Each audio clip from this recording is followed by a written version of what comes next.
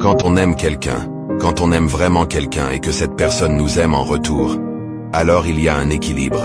Un équilibre dans la confiance. Ce n'est pas une question de possession. Ce n'est pas une question de dépendance. C'est une question de complémentarité. Dans une relation saine, chaque partenaire pousse l'autre vers le haut. Dans une telle relation, il n'y a pas de place pour la possessivité ou le contrôle. On ne possède pas l'autre. On choisit de marcher côte à côte sur le chemin de la vie. L'amour véritable, c'est cette liberté que l'on ressent quand on sait que l'on peut être soi-même sans jugement, sans peur.